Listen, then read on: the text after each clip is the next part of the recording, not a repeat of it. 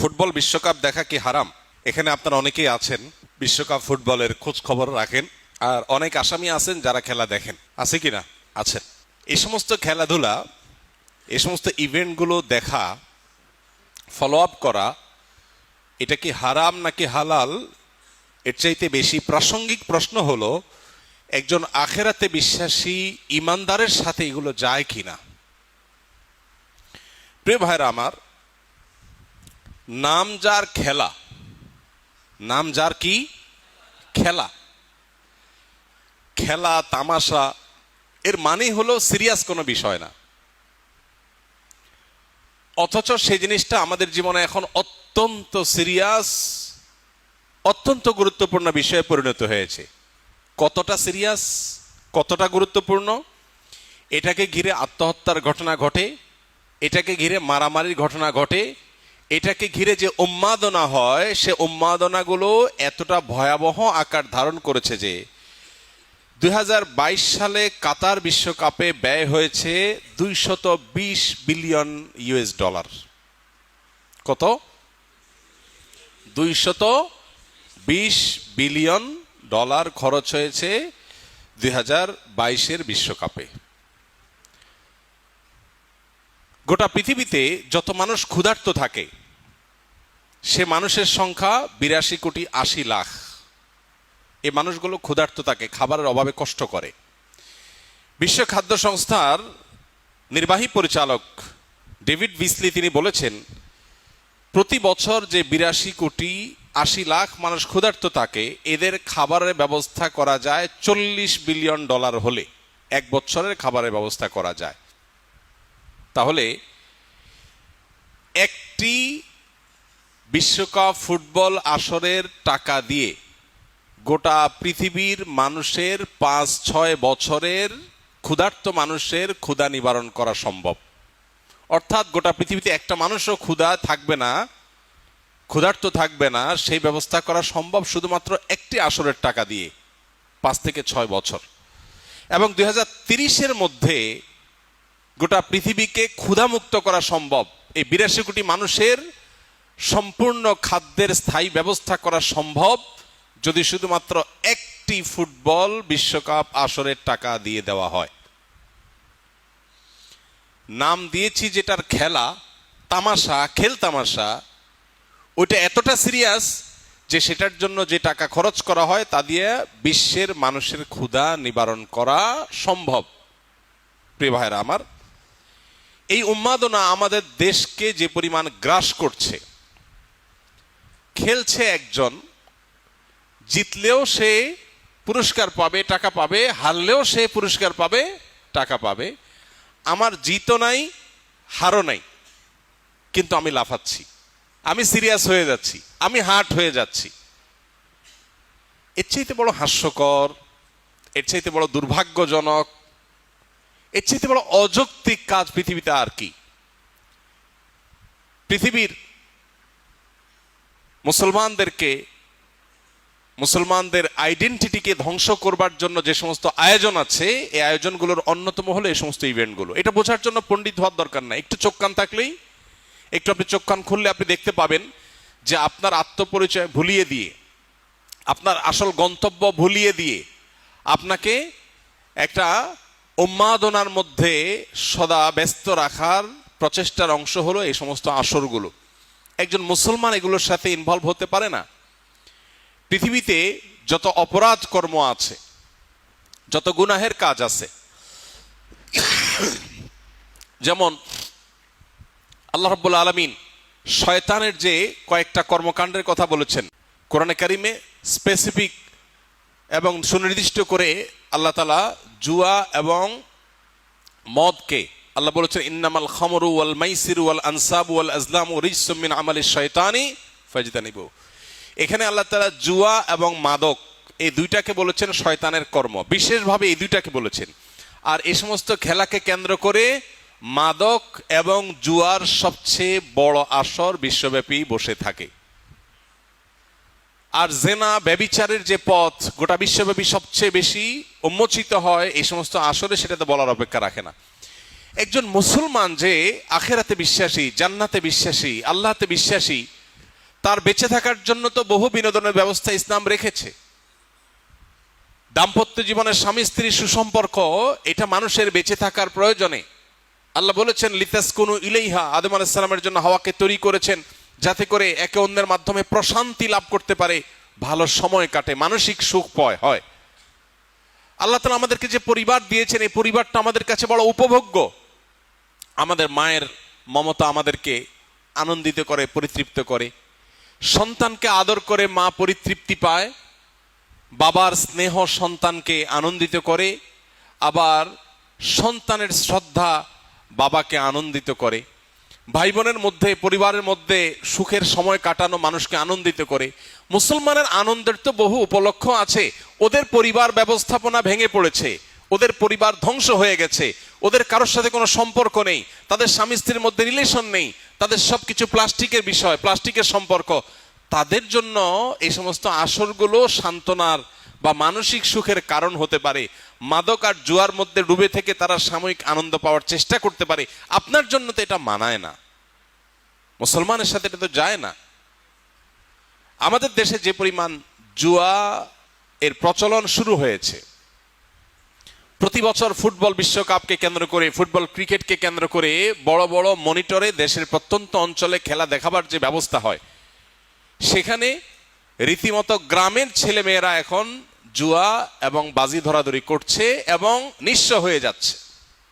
গত কয়েক বছর আগে ক্যাসিনো কাণ্ডে বহু কোটিপতি লাখপতি রাস্তার ভিখারি হয়ে গেছে, এটা নিয়ে বহু নিউজ হয়েছে, অনেক রতি মহারতি গ্রেপ্তার হয়েছে, আপনারা জানেন।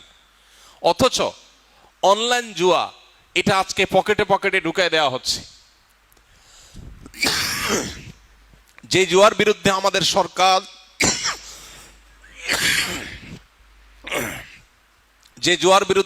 সরকার এবং প্রশাসন সংগ্রাম করে চলছে, যে জুয়ার থাবা থেকে সমাজকে বাঁচাবার চেষ্টা করছে, সেই জুয়া আমাদের দেশে সবচেয়ে বেশি প্রবেশ করে স্পোর্টসের হাত ধরে, তথাকথিত খেলাধুলার হাত ধরে। যতগুলো খেলাধুলার আসর হয়ে থাকে, অনলাইন ইভেন্ট হয়ে থাকে, এগুলোকে ঘিরে আমাদের তরুণদের মধ্যে, যুবকদের মধ্যে জুয়ার আদান প্রদান এবং জুয়া খেলার টেন্ডেন্সি এটা ব্যাপকভাবে বাড়ছে। এই বিষয়টাকে কর্তৃপক্ষের গভীরভাবে মনোযোগ দিয়ে দেখা উচিত।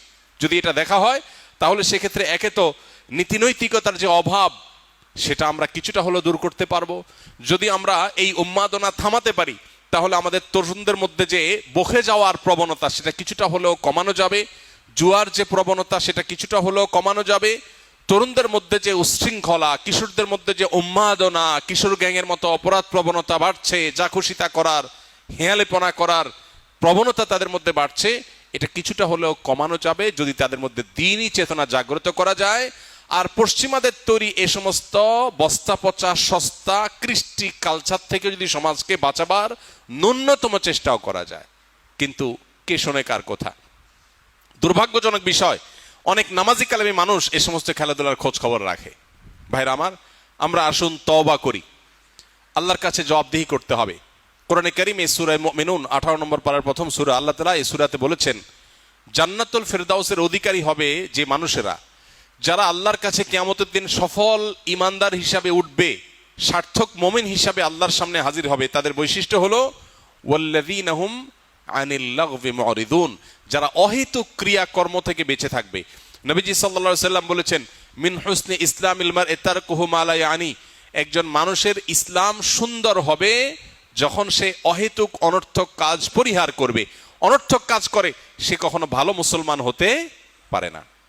এজন্য ভাই, খেলাধুলা যেটা আমার পার্থিব কোনো উপকার বয়ে আনছে না, আখেরাতের কোনো উপকার তো নাই, এরকম একটা অহেতুক কাজের পেছনে শত সহস্র হাজার হাজার ঘন্টা বরবাদ করা, এই উন্মাদনার পেছনে লক্ষ লক্ষ কর্মঘণ্টা ধ্বংস করা, আমাদের শিক্ষা, আমাদের কর্ম, আমাদের অর্থনীতি, আমাদের সবকিছুর জন্য যেটা ধ্বংসাত্মক, যেটার আপাত দৃষ্টিতে কোনো উপকারিতা নেই বললে চলে, এরকম একটা উন্মাদনার পেছনে একটা জাতির বড় অংশ ঝাঁপিয়ে পড়বে, এর চেয়ে দুর্ভাগ্যজনক বিষয় আর কিছুই নয়। এজন্য এটা থেকে ফেরাবার জন্য সেরকম সত্যিকারের দেশপ্রেমিক, সত্যিকারের উম্মা প্রেমিক, সত্যিকারের দেশে মানুষের কল্যাণ চায়, এরকম মানুষ আমাদের সমাজে খুব বেশি নেই। আল্লাহ তাআলা সেই মানুষগুলোকে তাদের কাজটা করার তৌফিক দান করুন। আমরা ইনশাআল্লাহ এই সমস্ত উন্মাদনা এই সমস্ত পাগলামো এগুলো থেকে বেঁচে থাকার চেষ্টা করবো। আল্লাহ আমাদের সবাইকে তৌফিক দান করুন। কোরআন এবং হাদিসে আল্লাহ এবং রসুল স্পষ্ট নিষেধ করেছেন বাবা মার সাথে খারাপ ব্যবহার তো দূরের কথা, ঝাড়ি দিয়ে কথাও না বলতে। আমার বয়স 29 বছর যাবৎ আমার বাবাকে বিশ্বাস করে যত টাকা পয়সা ইনকাম করেছি সব আমার বাবার কাছে আমানত রেখেছি। আমার বাবা এক মহিলার সাথে পরকীয়া জড়িয়ে আমার টাকা পয়সা সব আত্মসাৎ করে ওই মহিলাকে বিয়ে করে সংসার করছে। এখন আমাদের করণীয় কি? আল্লাহ তাআলা আমাদেরকে রহম করুন, মাফ করুন। দুর্ভাগ্যজনক একটা পরিস্থিতির মধ্যে যে আমরা আছি, প্রশ্ন থেকে সেটা বোঝা যায়। সেটা হলো যে সমাজের রন্ধ্রে রন্ধ্রে অপরাধ প্রবণতা, গুনাহ এবং পাপাচারের প্রবণতা এত বাড়ছে যে ঘরে ঘরে আজকে এই সমস্যাগুলো বেড়ে চলেছে। পরকীয়া আমাদের সমাজকে শেষ করে ফেলেছে। কারণ অবাধ যৌনাচার এটাকে বাই প্ল্যান প্রমোট করা হয়েছে, এটাকে পরিকল্পিতভাবে সমাজে প্রতিষ্ঠিত করা হয়েছে। ভালো মানুষও ভালো থাকতে পারে না, তাকে উস্কে দেওয়া হয় নানাভাবে। সে চাইলেও ভালো থাকতে পারে না। তরুণ ছেলেপেলেরা নিজেদের চরিত্রকে হেফাজত করতে পারছে না, তাদেরকে নানাভাবে বিজ্ঞাপনের নামে, সংবাদের নামে, আপনারা প্রায় সময় দেখেন এসএসসি পরীক্ষা, দাখিল পরীক্ষার ফলাফল প্রকাশ হয়, এইচএসসি পরীক্ষার ফলাফল প্রকাশ হয়, পত্রিকার পাতা ছবি ছাপা হয় কাদের? মেয়েদের। কেন ছেলেরা পরীক্ষা দেয় না? পশ্চিমারা ওদের কাপড় চোপড় খুলে ফেলছে, শেষ। ওদের ফ্যামিলি ব্যবস্থাপনা ভেঙে পড়েছে, মুখ থুবড়ে পড়েছে, পরিবার ব্যবস্থাপনা জিরো। আমি প্রায় সময় একটা কথা বলি, আমরা যদি পশ্চিমাদের চাইতে জ্ঞানে, বিজ্ঞানে, তথ্য প্রযুক্তিতে, অবকাঠামোতে, কলকারখানাতে, অন্যান্য আবিষ্কারে তাদের থেকে আমরা যদি 500 বছর পিছিয়ে থাকি, পারিবারিক ব্যবস্থাপনায় ওদের চাইতে আমরা 1000 বছর এগিয়ে আছি। আমাদের এই অঞ্চলের মুসলমান তো মুসলমান, হিন্দুরাও, খ্রিস্টানরাও, বৌদ্ধরাও পারিবারিক যে বন্ধনটা আমাদের এখানে আছে, পশ্চিমারা এগুলো স্বপ্নেও কল্পনা করতে পারবে না। আমাদের এখানে এই যে দেখেন, ছেলে বাপ তার সমস্ত সম্পদ আত্মসাৎ করার পরও পরকীয়া লিপ্ত হয়ে সেখানে ছেলের কামাই রোজগার সবগুলাকে বরবাদ করার পরও এই ছেলের মধ্যে আল্লাহর ভয় আছে দেখে সে বাবার সাথে কেমন আচরণ করবে এটা নিয়ে সে দ্বিধাগ্রস্ত হয়ে পড়েছে। এবং আল্লাহর ভয়ে সে প্রশ্নের উত্তর জানতে চাচ্ছে যে সে বাবার সাথে বেয়াদবি করবে নাকি বাবার প্রতি শ্রদ্ধা দেখিয়ে সবর করবে, সেই প্রশ্নের উত্তর জানতে চাচ্ছে। পশ্চিমা পৃথিবীর একজন যুবক মুসলমান ছাড়া স্বপ্নে কোনোদিন কল্পনা করবে না যে বাবাকে কিভাবে শ্রদ্ধা করতে হয়। ইউরোপ আমেরিকানরা আমাদের চাইতে অনেক দিক থেকে এগিয়ে থাকতে পারে, কিন্তু জন্মদাতা বাবাকে কিভাবে শ্রদ্ধা করতে হয়, ভালোবাসতে হয়, মাকে কিভাবে ভালোবাসতে হয়, এগুলো ওরা কোনোদিন কল্পনাও করতে পারবে না। গত বছর খানেক আগে একটা টিভি চ্যানেলের প্রোগ্রামে গেছি, এক ভদ্র মহিলা ফোনে প্রশ্ন করছেন। প্রশ্ন শুনে আমি তো হয়ে গেলাম, কি উত্তর দেব। উনি প্রশ্ন করে বলছেন, ভাই আমার স্বামী আমার প্রতি অবিচার করে, নানাভাবে টর্চার করে, মার ধুর গালি গালাজ নানাভাবে টর্চার করে, এবং আমার সাথে থাকতে চায় না। আমি চাই স্বামীর খেদমত করতে, কিন্তু উনি আলাদা থাকতে চায়। ছেলে মেয়ে বড় হয়ে গেছে, সংসার বড় হয়ে গেছে, একই ফ্যামিলিতে ছেলেও তার প্রতি টর্চার করে। তো ভদ্র মহিলার প্রশ্ন হলো যে এই যে আমি স্বামীর সাথে একসাথে থাকতে চাই, তার সেবা করতে চাই, কিন্তু তিনি আমাকে সুযোগ দেন না, উল্টো আমাকে প্রহার করেন, গালিগালাজ করেন, নানা রকম অপরাধে লিপ্ত, অনেকে মাদকাসক্ত থাকে। এই যে আমি স্বামীর খেদমত থেকে মাহরুম থাকছি, আমি আল্লাহর কাছে কিয়ামতের দিন স্বামীর খেদমত করার যে আমার দায়িত্ব আছে, এটা অনাদায়ের কারণে আমি পাকড়াও হব কিনা। স্বামী তার প্রতি করতেছে জুলুম, আর সে চিন্তা করতেছে যে আমি স্বামীর খেদমত না করার কারণে আমি গুনাহগার হয়ে যাচ্ছে কিনা। সন্তান বেয়াদবি করছে, মা প্রশ্ন করছে যে আমার সন্তান বেয়াদবি করছে, আমার তো কষ্ট হয়, কিন্তু আমার সন্তান আবার কষ্ট পায় কিনা, তার কোনো ক্ষতি হয় কিনা আমার কষ্টের কারণে, আমি তাকে আল্লাহর জন্য মাফ করে দেই, আল্লাহর কাছে দোয়া করি তার আসলে ক্ষতি হবে কিনা। এই যে সন্তানের জন্য মায়ের ভালোবাসা, অমানুষ হওয়ার পরও এত আকুতি, এত আবেদন, এত ভালোবাসা, বা স্বামীর জন্য স্ত্রীর এত ভালোবাসা, এই যে বাবার জন্য সন্তানের ভালোবাসা, এইগুলো পশ্চিমারা কোনোদিন স্বপ্নেও। আমাদের সমাজে পারিবারিক ব্যবস্থাপনা আমাদের সমাজেও দুর্বল হয়ে গেছে। দাম্পত্য কলহ দিন দিন বেড়ে চলেছে, বিবাহ বিচ্ছেদ ঘরে ঘরে হচ্ছে। এরপরও আমরা এখনো পর্যন্ত পারিবারিক বাইন্ডিং এবং পারিবারিক বন্ডিং এ আমরা এখনো পর্যন্ত যতটা ভালো আছি, ওরা এতটুকুর কথা স্বপ্নেও। এই জন্য ওরা নিজেরা তো বস্ত্রহীন হয়ে গেছে, অশ্লীল হয়ে গেছে, ওদের সমাজ ধ্বংস হয়ে গেছে, পরিবার ব্যবস্থাপনা ভেঙে পড়েছে।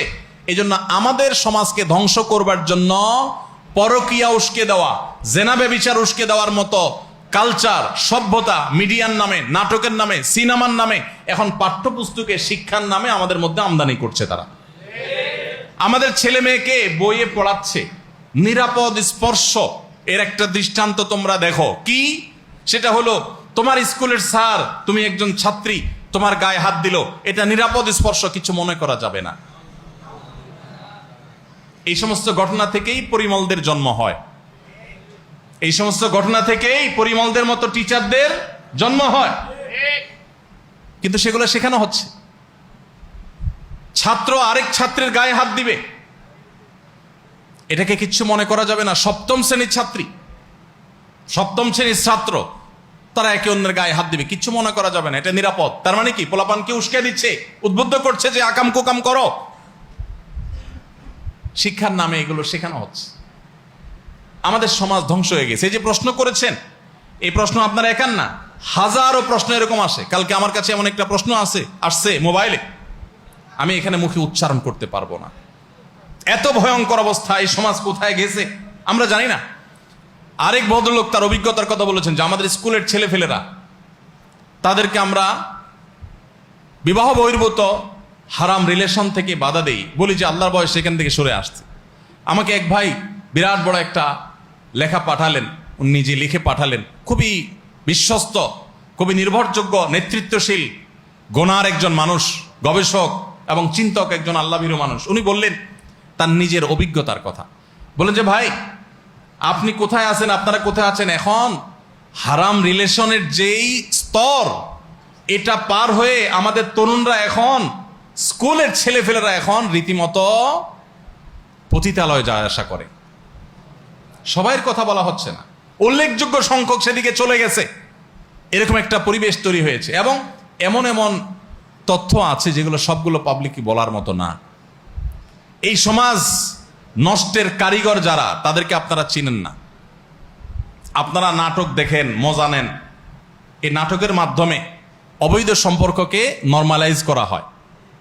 একটা সময় স্বামী স্ত্রী পরিচয় দিতেও মানুষ ইতস্তত বোধ করতো, লজ্জা বোধ করতো।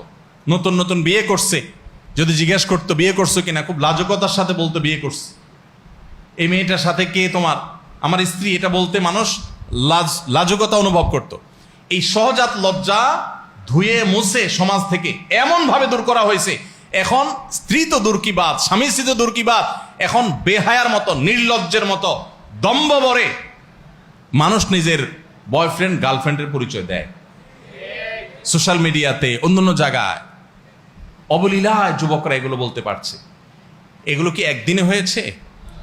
এগুলোর পরিণতি আমরা দেখতে পাবো। আল্লাহ যদি আমাদেরকে হেদায়েত নসিবে না রাখেন, আমরা যদি এই অবস্থায় থাকি, এই পরিণতি বাবারা দেখতে পাবেন।